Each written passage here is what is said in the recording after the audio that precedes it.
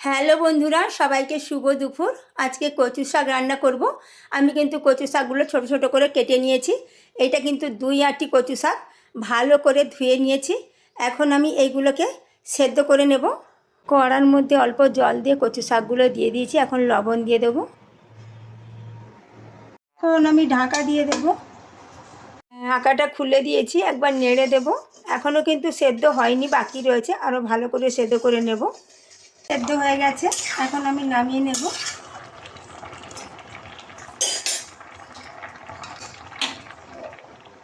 ঝুড়ির মধ্যে ঢেলে নিয়েছি। এখন কিন্তু আমি জলটা ভালো করে ঝারিয়ে নেব, তারপরে রান্নাটা করব। কচু শাকটা চিংড়ি মাছ দিয়ে করবো। চিংড়ি মাছগুলো বেছে ভালো করে ধুয়ে নিয়েছি। এখন লবণ হলুদ মাখাবো। লবণ হলুদটা ভালোভাবে মাখানো হয়ে গেছে। এখন রান্নাটা করব। আমি কিন্তু চিংড়ি মাছগুলো ভেজে নেব। তেল গরম হয়ে গেছে, মাছগুলো দিয়ে দেবো।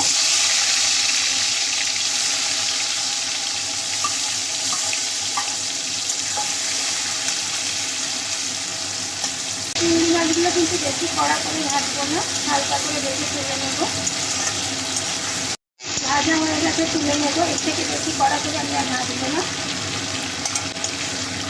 এই তেলের মধ্যে কালো জিরে ফোড়ন দেব, অল্প একটু 5 ফোড়ন দেব, শুকনো লঙ্কা ফোড়ন দেব, তেজপাতা দেব, আদা আর কাঁচা লঙ্কা আমি একসাথে রেখেছি, ওটা দিয়ে দেবো। লবণ দেব, হলুদ দেব,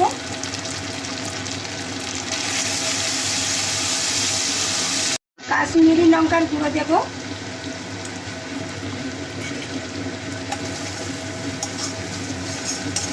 কচু শাকগুলো দিয়ে দেবো।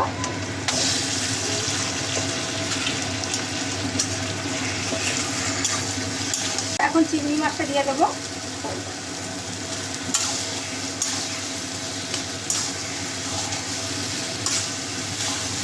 চিনি দেবো অল্প করে।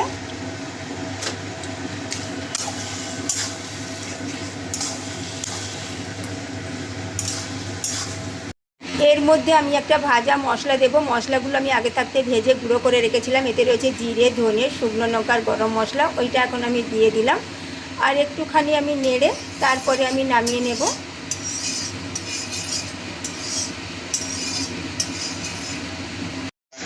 হয়ে গেছে, নামিয়ে নেব।